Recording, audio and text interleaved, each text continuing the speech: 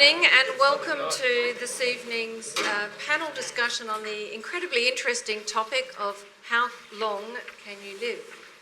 My name is Robyn Owens. I'm the Deputy Vice-Chancellor for Research at the University of Western Australia, and this evening's event is the first event of our Research Week that is just starting. I'd like to commence this evening by acknowledging that the university is situated on Noongar land and that the Noongar people remain the spiritual and cultural custodians of their land and continue to practice their values, languages, beliefs and knowledge. In 2014, UWA launched Research Week, a showcase of the extraordinary research that is being done here at our university.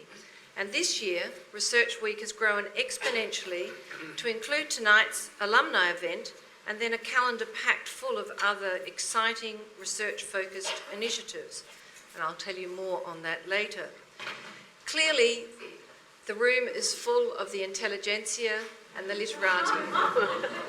If you're also part of the Twitterati, you may like to tweet this evening's event, and if you do so, please use the hashtag #UWA Research Week, all one word.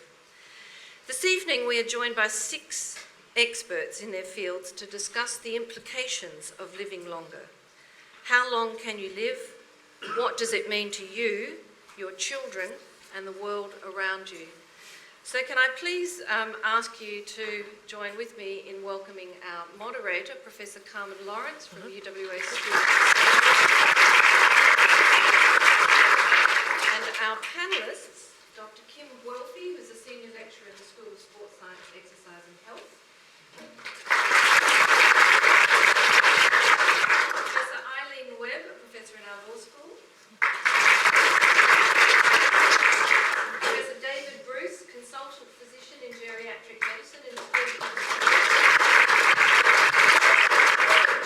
of Professor Alistair Forrest, a senior principal research fellow at the Harry Perkins Institute. And Professor Anu Ramahan, Professor of Economics in the UWA Business School.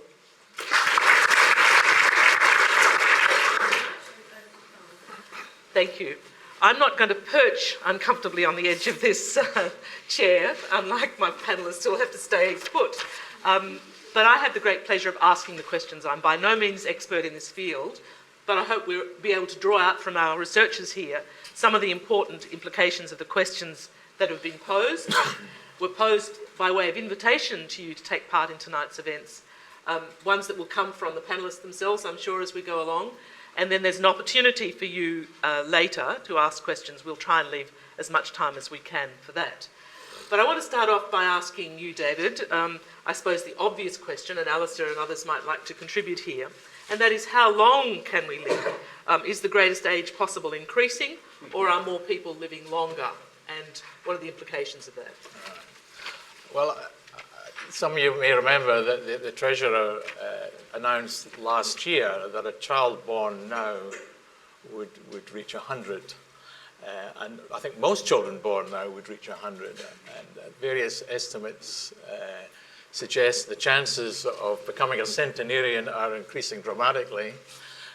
There's a scientist in America thinks that somebody born now could reach 1,000. And of course, one of the questions is, would you want to? But there is strong evidence that we're aging as a population successfully in terms of numbers, because average life expectancy has been increasing for 200 years or thereabouts. And Australia is in the top 5 for average life expectancy. Number 1 is Japan, and people live to age, on average, 84. And I think in Australia, it's about 83 now. And one of the interesting things is that, I mean, a lot of this is to do with child mortality, because infant mortality, maternal mortality, because these are average figures, and the average is pulled down by deaths occurring in young age. And you will, everybody here will reflect on their own family, I'm sure, that go back 2 or 3 generations, there would have been people in grandparents' eras who would have died within the family. And of course, that hardly happens anymore. So a lot of the increase in the life expectancy is to do with childhood mortality, adult mortality, and all the rest of it. We don't have famines anymore, and we don't have pestilence. So we don't have infectious diseases. A lot of that's to do with vaccination. Now, this is a worldwide phenomenon. It's not just in the rich countries. Average life expectancy is improving everywhere, except in a few countries, and we can talk about why.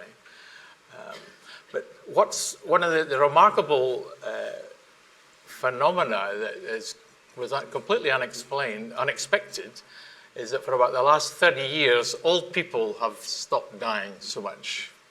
So that, average life expectancy improved because of children and maternal mortality, but this is now transferred into some of us here.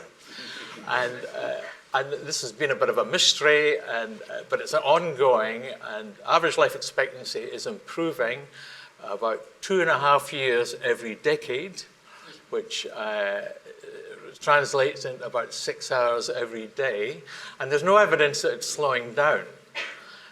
The evidence from the demographic studies in rich countries is that the improvement, if that's what you call it, the increase in average life expectancy continues to increase.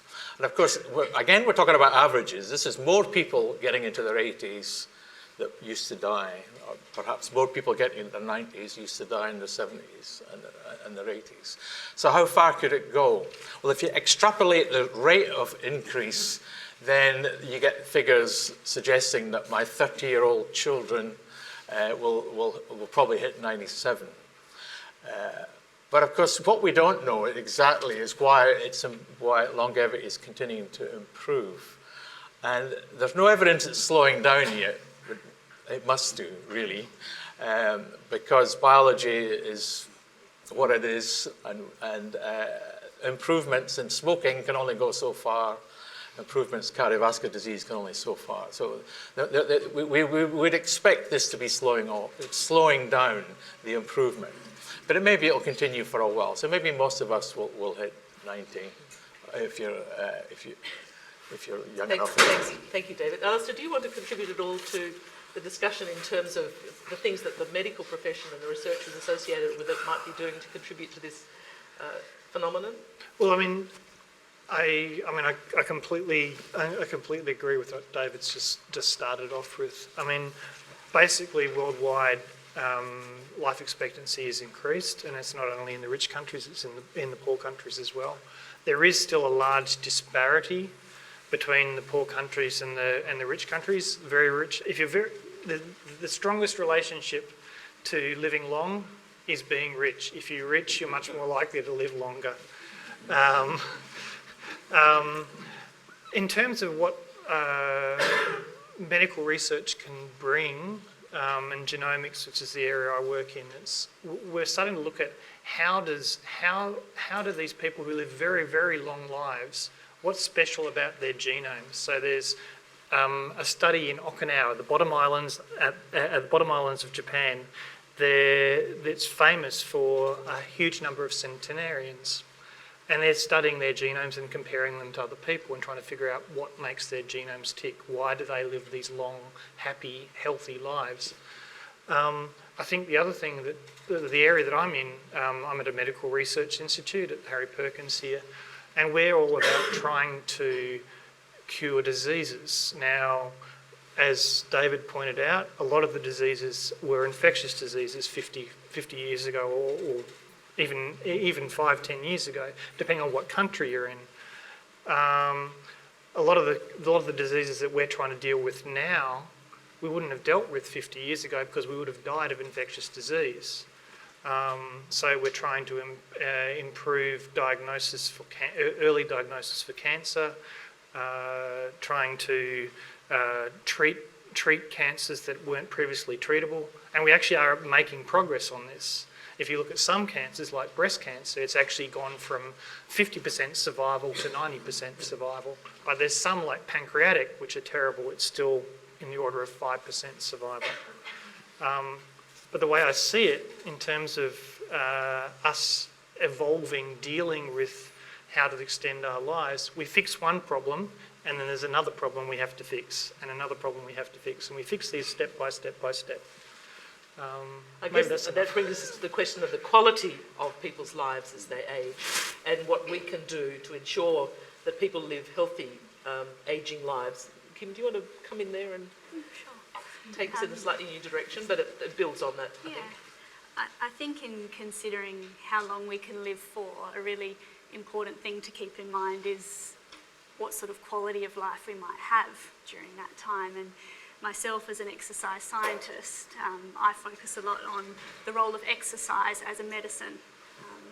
Some of you may be aware, some of you perhaps not so much, the important role that exercise plays in preventing a whole lot of chronic health conditions. If you think of our biggest killers today, they are cardiovascular disease, diabetes and cancers. Exercise plays a really important role in preventing cardiovascular disease, diabetes and some cancers. Thinking about quality of life as well, you think about activities of daily living. Exercise plays a really important role in allowing us to participate in those activities to our full potential. And then the other side of it is, I suppose, the psychological well-being, and exercise plays an important role there as well. And if you think about it, there's no medication or medical intervention that I'm aware of that has as holistic, far-reaching benefits as exercise does. If you can think of a pill that can help your psychological well-being, quality of life, risk of cardiovascular disease, diabetes, I think we'd all like to know about it. But exercise, I think, is something that, plays an important role there, but we probably don't utilise it enough. Nearly enough, I'd say. I'm certainly guilty on that score. But taking the question of quality of life a little further, maybe we could talk a bit about things like the financial underpinnings for people as they age, their housing situation, employment, and whether, I know you want to reflect on that, Eileen, both of you, I know, have expertise in these fields. Okay, so I'm going to take a step back and look at it from the economist perspective. So on the one hand, obviously having a... Excuse me, Yep. would you speak up a little louder, so a little bit harder of hearing? Okay, so stepping back and looking at it from an economist perspective, one of the things we look at is the person aging in a healthy way? Are they able to live in a way that they can work and be employed longer? So that is what we are interested in as an economist. So one of the problems has been that over the last 100 years, although we've seen an increase in life expectancy, we haven't really seen an increase in labour market participation over that time. Over the last 100 years, labour market participation has been for approximately about 40 years. So if a person is going to be employed longer, then obviously it's going to put, it will help in terms of reducing the burden on the public pension system, and as Kim pointed out, also reduce the burden maybe on the healthcare system, because one of the issues is that the healthcare costs are among the fastest growing costs for the Australian government at the moment. So so from an economist's perspective, if people are going to live longer, if they're living healthier, then it is a good thing. And if they are in the labour force, then it is a good thing. But if they are not in the labour force, then it is going to imply that healthcare costs are going to increase quite dramatically. And it is already the case that the burden on the PBS for people that are aged 75 and above is about 50 times what it is for people that are below 18 years. So I guess that's Yes, what I have. thanks. That's a good introduction. Eileen, I mentioned to the group tonight that unfortunately, I don't know, being the resident lawyer, whatever, but I was going to be a bit of a Grinch, because the thing is, with the question about how long could you live, the questions which jumped up to me were, well, firstly, you will probably live a long time, but what sort of quality of life will we have during that period, particularly in relation to issues such as housing and issues in relation to finances. I'm originally a property lawyer, so I tend to look at this area through the lens of property and housing. And one of the things that often I don't feel has been explored enough is the relationship between social, economic and health outcomes and affordable, secure housing. People who are in age-appropriate, affordable housing have much better health outcomes than those who are in more marginal circumstances. And as a consequence, this has a knock-on effect to the wider economy and society. So the thing is, I think it's important not for us to think in silos in relation to issues such as housing and finances and so on, because there is such an impact. It's a much broader impact. Now, what do lawyers do in relation to this area? We've been doing research in the faculty in relation to security of tenure for older people. And one of the issues which came up was that 75% of older people are in their own home, and or they've nearly got it paid off, and that's fantastic. And going into old age, that is good. But the thing that people are going to need to think about as they are getting older is what sort of accommodation are they wanting to be living in? Are they wanting to age in place in their home? Are they wanting to downsize? And then if their health does become more fragile, what sort of arrangements can we make so that it's either like an either or? You're either in your own home or you have to go into some form of care. We need to be much more flexible with our property legislation and planning in order to provide alternatives alternative forms of accommodation as people age. The other issue is that the 25% of people who do not own their own home and are either in the long-term rental market or are in more marginal forms of accommodation. Now, this 25% figure is going to get much higher. There's many more people going into retirement owing money on their homes, or they're not homeowners, or indeed things go wrong.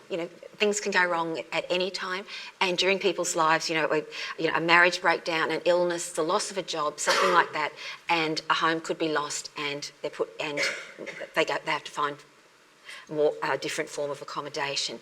So, and again, the law isn't. I believe the law isn't adequate in protecting older people who are in these more marginal forms of accommodation. So I think as lawyers, we've got a lot of work to do in this area to make sure that that people have appropriate accommodation in older age.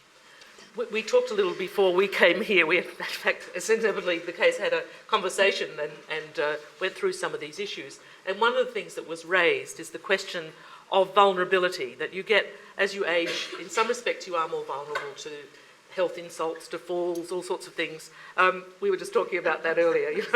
We are in some senses more brittle, even if we're aging in a healthy way. But people are also more vulnerable perhaps to exploitation, and that was one of the questions that we raised, as well as to abuse. And I wonder if we can talk a little bit about that, what we're doing as a community to make sure that the quality of ageing is also cognizant of some of those vulnerabilities. We don't want to focus on that exclusively because we're about healthy ageing and ageing well, but if you have to be confronted with these realities, I think it's important that there are institutional and social supports. So I don't know if you want to reflect on that a little bit, and we'll bring it back down the panel. I don't know. I don't want to sort of jump in again. Again, we've done quite a bit of work in relation to the elder abuse area. I tend to focus on property issues, and one of the big issues that we're seeing is older people with children who who have quite a valuable asset. It might have been a modest home. It's a modest home a few years ago that was quite affordable, but now it's quite an expensive property. And what can happen is you'll have these situations where something may happen to one of the parents, and it's sort of like, oh, mum, dad, the house is too big for you now, sell up the house, come and live with us, we'll look after you, and so on.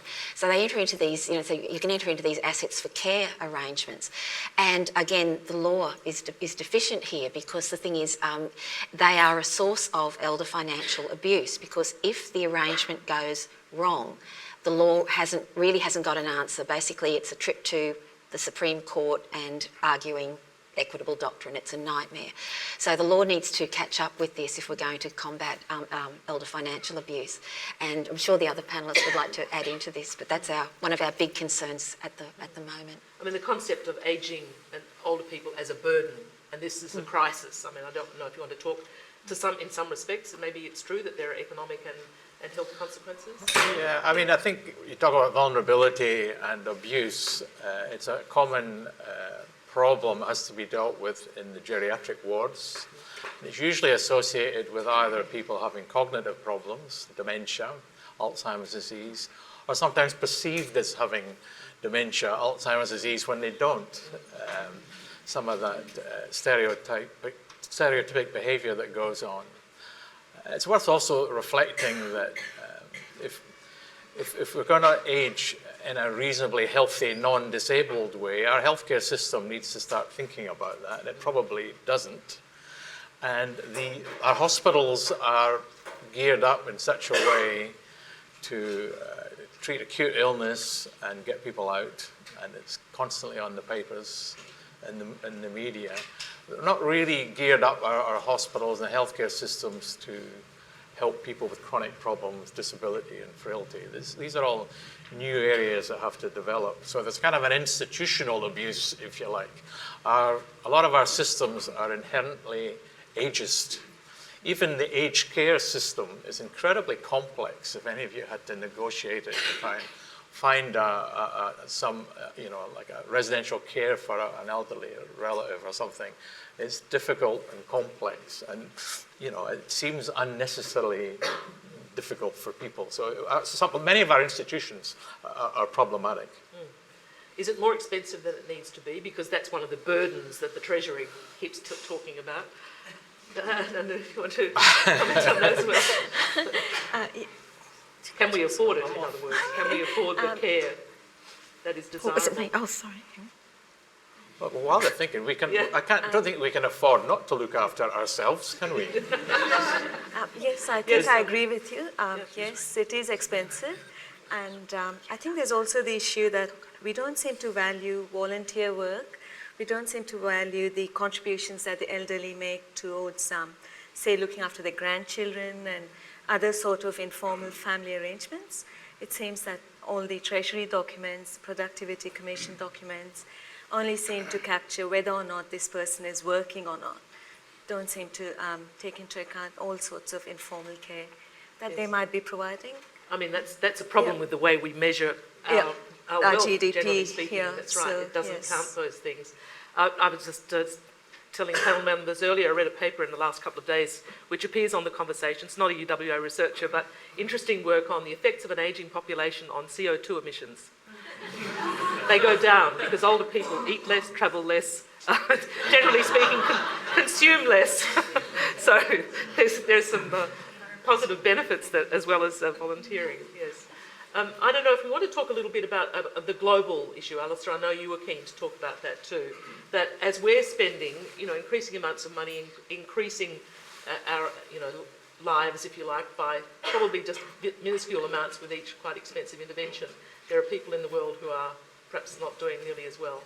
Well, I mean, I'm in somewhat of a quandary because I work in medical research, and the goal is to try, and in particular I'm working in a cancer area, so trying to find new treatments to cure or prolong the lives of cancer patients. And this is very important. This is very good work.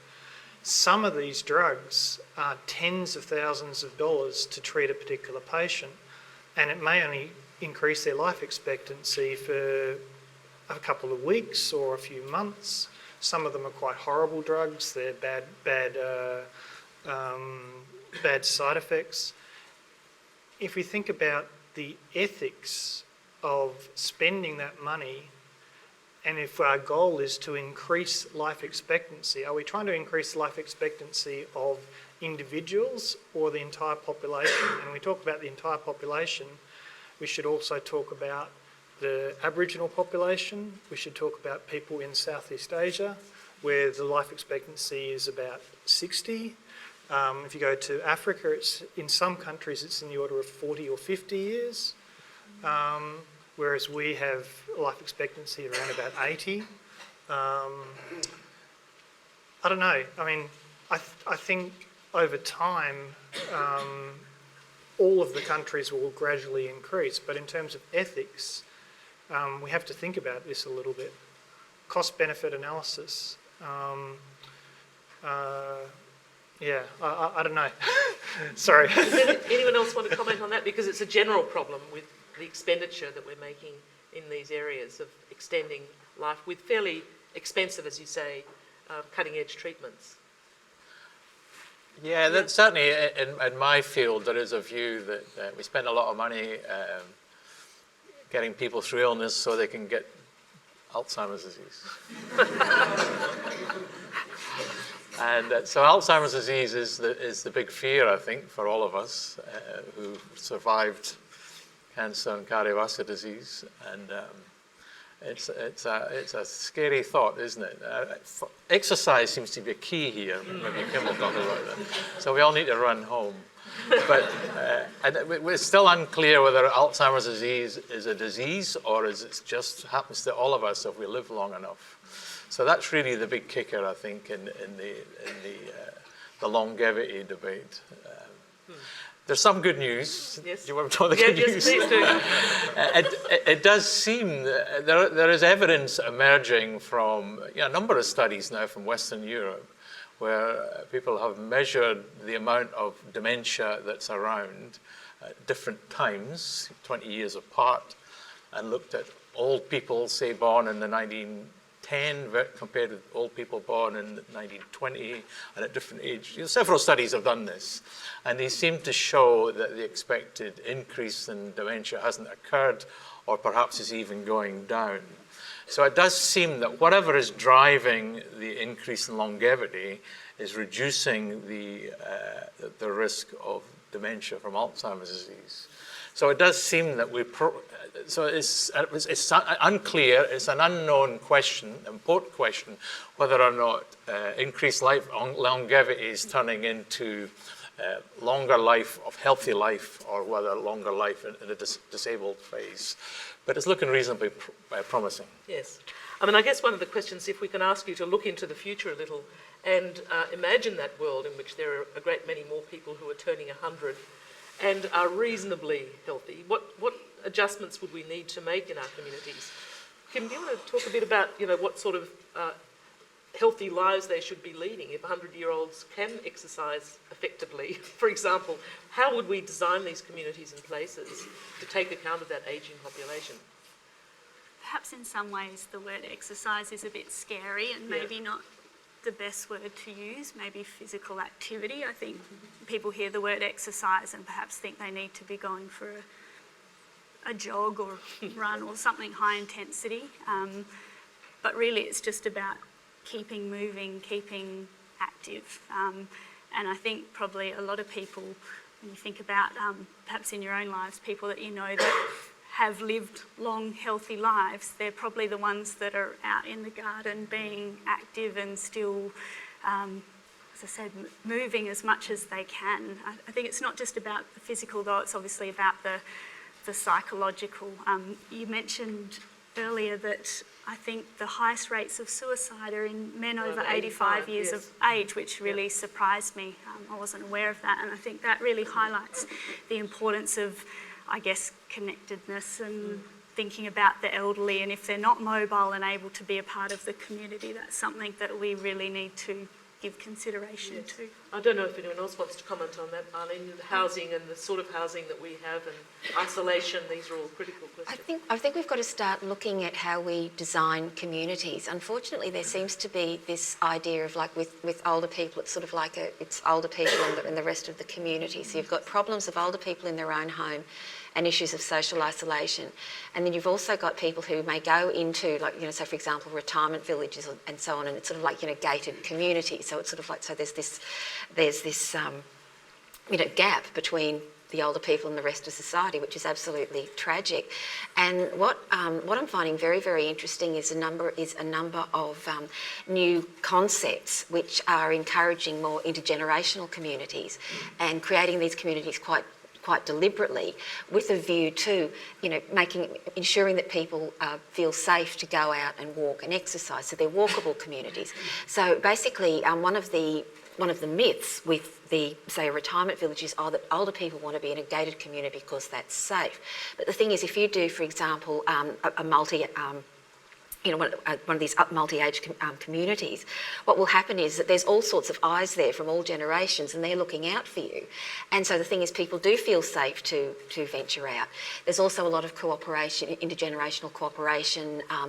you can have inbuilt support services where, if people are starting, if their health is failing a bit, they can still stay in that home for the rest of their life, but the support can come in to them rather than them having to go somewhere else. There's some very, very exciting concepts. Again, the law and property law and planning law have to catch up with this, and we have to be a bit more flexible. We also have to get over the not in my backyard syndrome and accept that, higher density living is coming, and it can actually be a very good thing, done properly.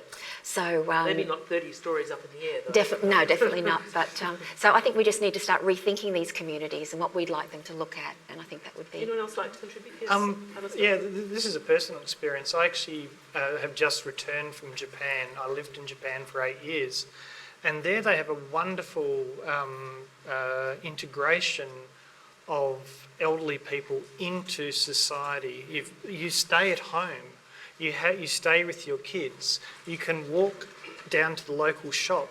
It's just like a little trundle down to the veggie shop.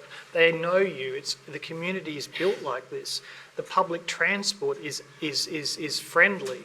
I think rather than spreading as we've been doing over the Perth coastal plain, going more high density is really the way to go. And planned communities, intergenerational planned communities is probably the way to go.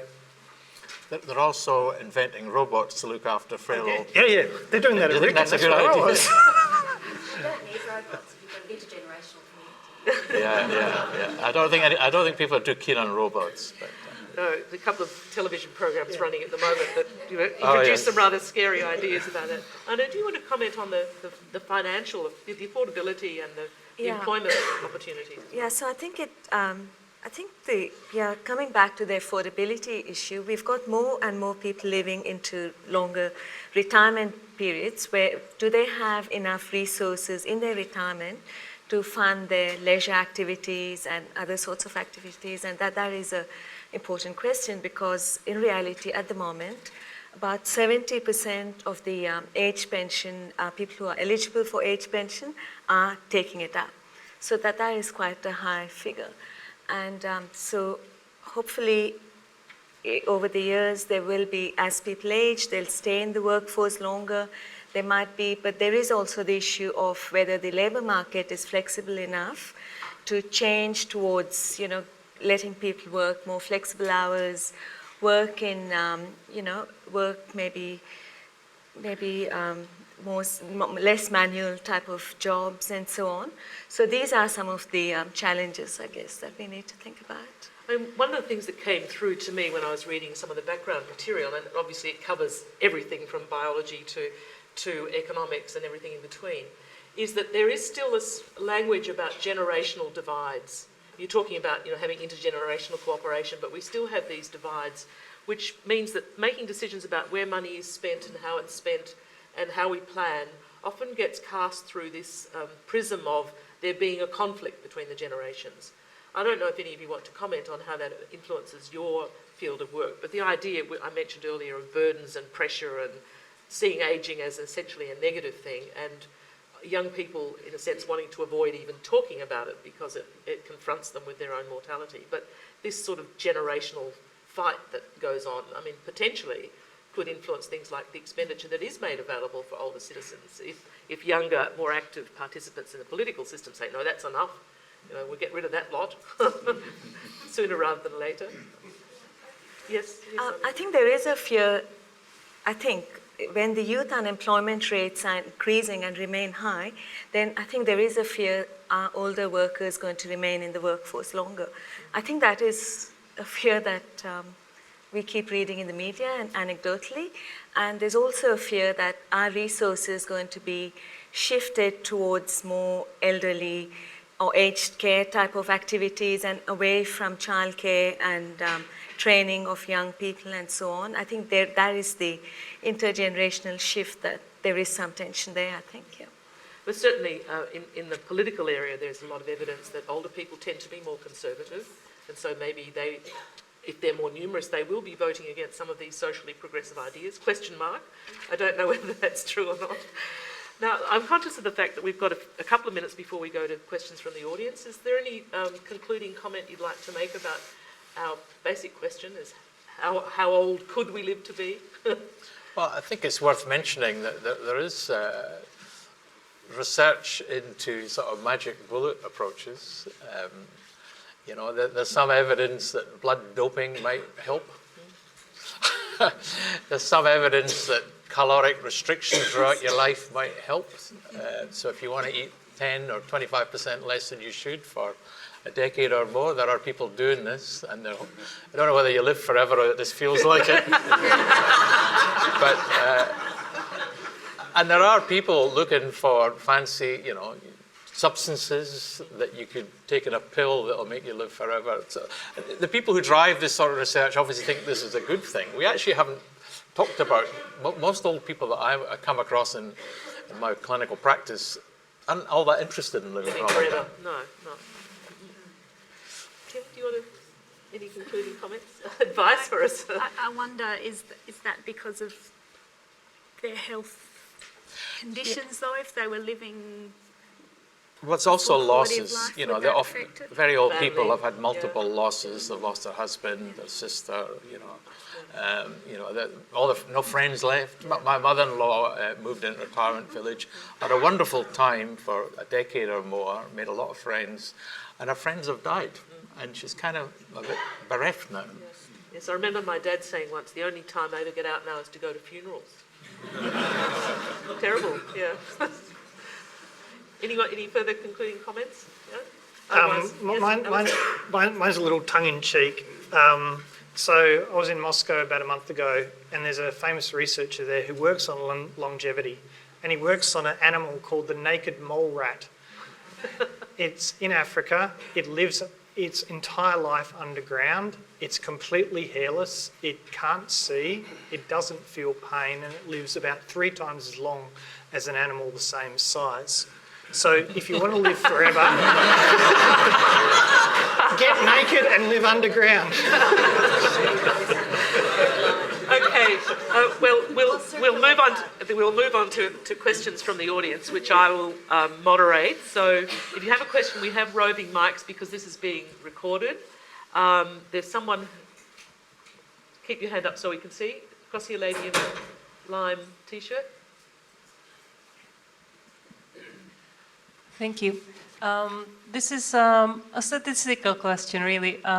We hear about how much longer we live and that we can expect many more years in retirement than before, and that this is causing a burden on society. But if you, as one of you has pointed out, a lot of these increases in life expectancy are due to reduced child mortality. And if you actually look at the actuarial tables, from the beginning of this century and now, and look at life expectancy at age 20 when people normally enter the workforce, the increases in life expectancy from age 20 are not that much. It's about 6 years from what I've seen from the tables that I've seen.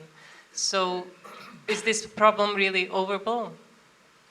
Anyone want to comment? Is the problem overblown?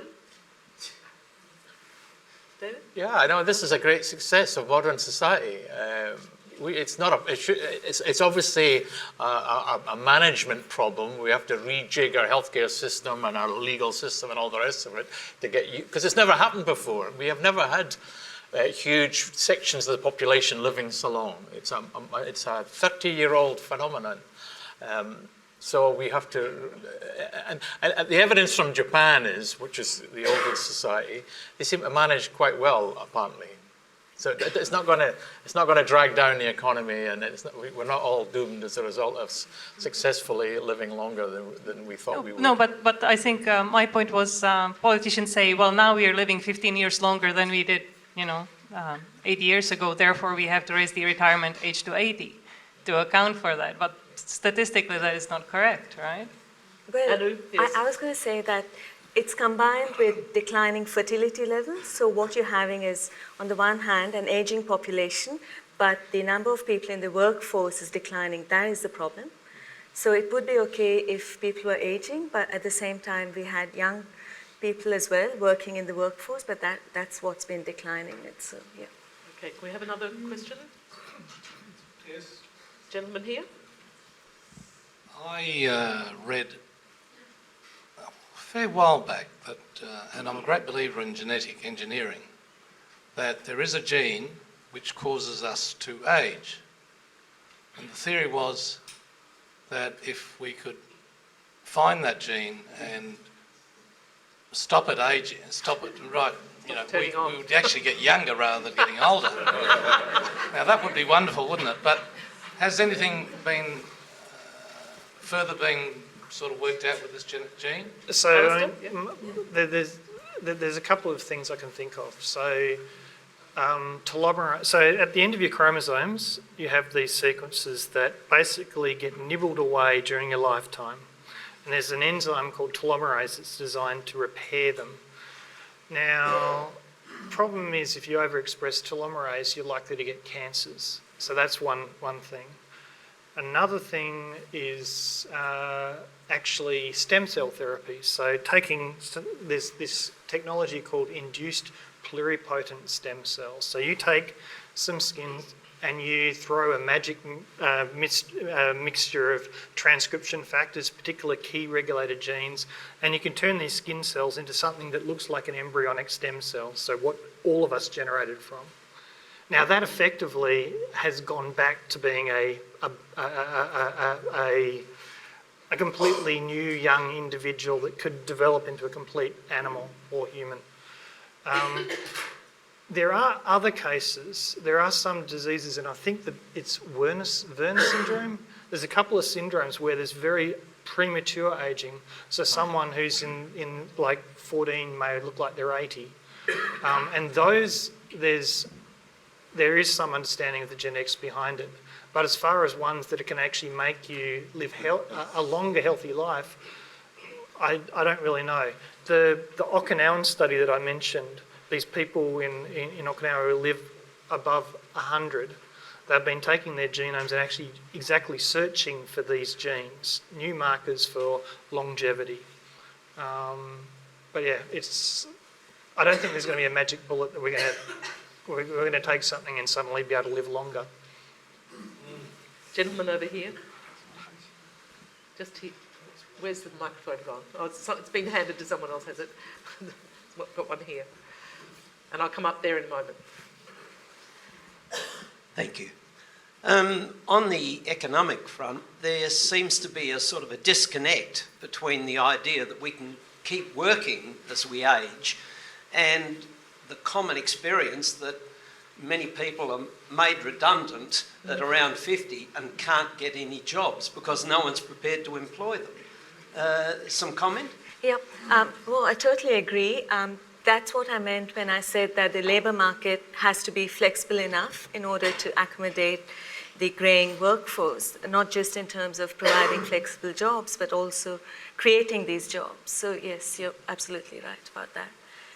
That there is an ageism that I think it comes back to this tension between the young and the older people. Yes, I agree. Yes. Gentleman over here. Thank you very much. Have you got the mic? So, yes? Okay. Yep. Similar question to the question down the front there. I've been reading in the paper or in the media about the role of oxidants and how that affect ageing or some berries or whatever they're supposed to do. There's some, I don't know, I'm not a biochemist, I understand the chemistry of it. So a question for the scientist there, researcher, what's the evidence for oxidants in the ageing process? You want to comment on that? Okay. Anyone who can say no? Antioxidants. It's Goji berries. the antioxidant scientists have been searching for decades now for a disease they can fix. And it's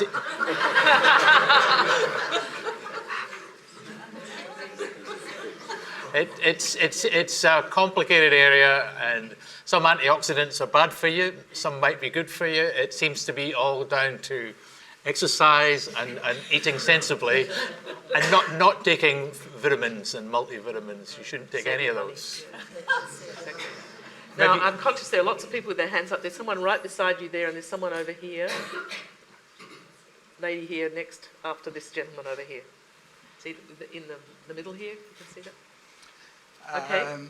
My concern with the population increasing at this particular rate, I think we're going to finish up with an exponential curve of the way that medicine's progressing, is that we're going to run out of food.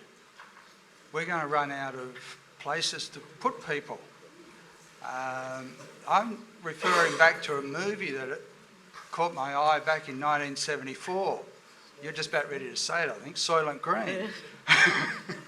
Where people, I think it was at the age of 40, had to die, and their body parts were used for food for those still existing. You know that there's a guy in Silicon Valley at the moment who's exploring the Soylent option, you know, eating not necessarily dead people, but well, I don't doubt it, because that's my big question. What's the point of making people live longer and longer if we can't provide for them, if there are no jobs? But nobody's making people live longer. It's just something well, that's the government happening. is, because we're not allowed to euthanize ourselves. All right. Okay. There should be a choice for each individual person as to how they feel. Do they want to continue on and live to be 100 or more, or do they want to say, hey, that's enough for me, I've had a good life, now's a good time, I'll no give doubt that my euthanasia- room to someone else. Euthanasia is a topic that's becoming talked about much more commonly on the hospital wards than it used to be. So people are quite frequently asking about euthanasia, and of course it makes it very tricky for hospital staff because it's illegal, and people have views on it. But it's certainly maybe it's a feature of the longevity that people are thinking about this more and more. But it's not a medical issue; it's a societal issue. I'd just like to add one more comment. Yes. I'm glad to see Carmen might be changing her voting preferences as she's getting older. I don't know where you got that from. That's what you said. You said older people tend to be more conservative. All right. Operative words tend to be. And one other question I have is, how long am I going to live? How old are you? 66. Oh, I'll tell you. spring chicken. Okay. If you're 66, you've probably got another 23 years. I doubt it. I've got 10 stents in me. So you I'm on borrowed time. Anyone else want to comment? Sorry, does anyone else want to comment? Yes. In relation to euthanasia, it's obviously that's an issue in relation to the criminal law and so on. But the thing is, I mean, there are mechanisms that you can let your instructions be known, and like, so for example, whether you have capacity or whether you don't have capacity, you can make enter into advanced care directives and so on. So I mean, so the thing is, you can provide instructions about how you want to be cared for, and also, if something dreadful happens, you don't want to be resuscitated, this sort of thing. So it's not as though, people are always going to struggle to sort of to keep you alive, but, euthanasia is a much bigger step. But the law does have mechanisms where people's wishes can be carried, can be, for the most part, be carried through. Ladies here in the middle. I'd be very interested to know how the panel have actually decided what old and very old is in terms of age. And the second point is that Japanese study where they're given incredible ages. I've also read that the grandchildren who eat junk food and takeaway food, that the age is now dropping because of the evolving brain. Yes. I'll answer that just quickly, just from the perspective of our research. With the two projects we did on security of tenure and downsizing, we started at 60. But we made that decision because we sort of wanted to capture, sort of like the upcoming baby boomers and the baby boomers and work up through that way. However, when we're dealing with Aboriginal and Torres Strait Islander seniors, the age can actually be as low as 45 to 50 because of the health difficulties that they have. So we tend to start looking at 45 because of that disparity, which is something which is of, I'm sure is of concern to all of us. Thanks. Anyone else care to comment on that, Alistair? I mean, about the Okinawans on a non-Okinawan diet, you're completely right. But there does still seem to be a genetic component. So I'm not sure. I mean, yeah, I'm not sure on that. As far as what is old and very old, I have no idea. Ask me in 10 or 20 years. I mean, in geriatrics, we routinely talk about the young old, the old, and the old. And I mean, this is important because the medicine and the physiology of a 70-year-old is quite different from the medicine and physiology of a 90-year-old or an 80-year-old. In fact, we don't know much about the medicine and physiology of centenarians. We're guessing when we treat people that old, because none of the research has been done in these kind of people. As I understand it, David, I think we had this conversation before, there are big individual differences in the process of ageing too, so that your 70 might be someone else's 60. Yes. In fact, the variation gets increased the older you get. Okay, now, there's a lady up there who's been trying to get my attention for a while, and then I'll come down here. Has there been any comparison between the people of Hokkaido and the people of Okinawa? Does temperature and climate come into it? Okinawa people are never cold. I honestly have no idea. But the Okinawans definitely have more centenarians than mainland Japan, but I don't know specifically about Hokkaido.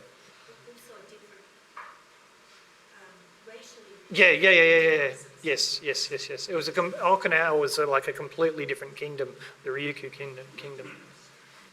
Lady over here.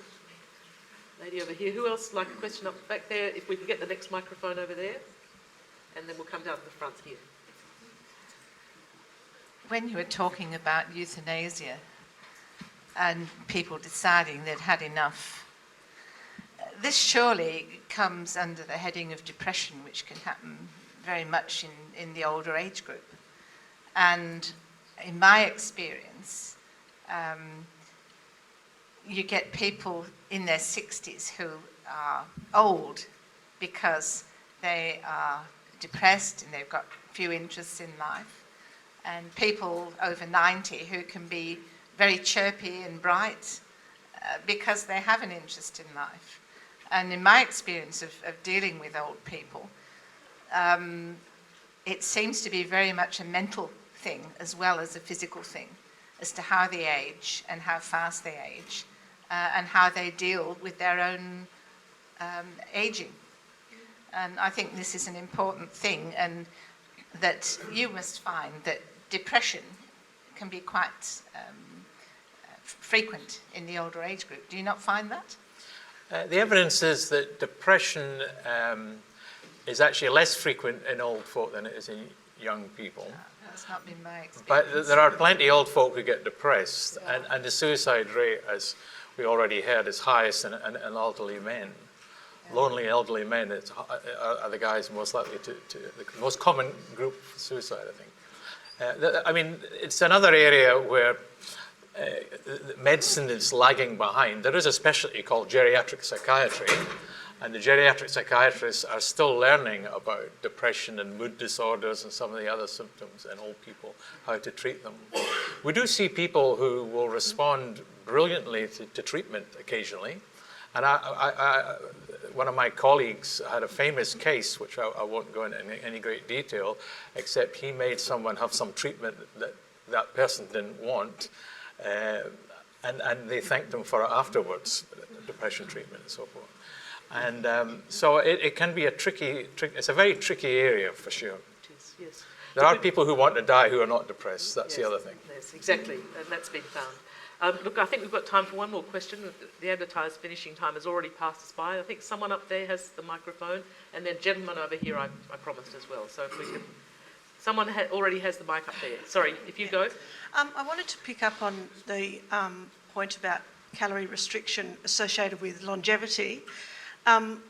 People say that the children born today will have longevity over 100 or whatever, but if we look at the population now who are living longer, they were from a generation where they ate a lot less than the children today. And with the obesity we have in children today, do you think we're going to see a decline in longevity in these children as they grow up?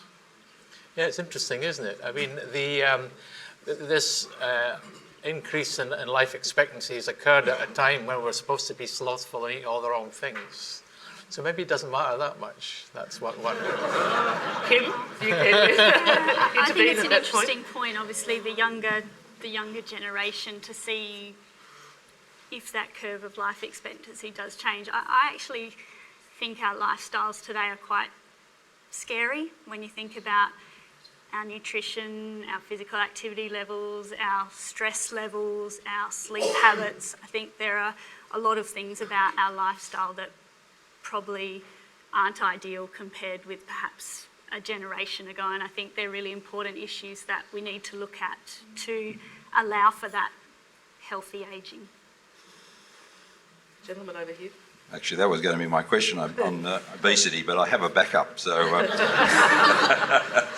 I think our society in Australia doesn't tend to value old people as much as some of the older societies in Europe in terms of their contribution and taking them seriously.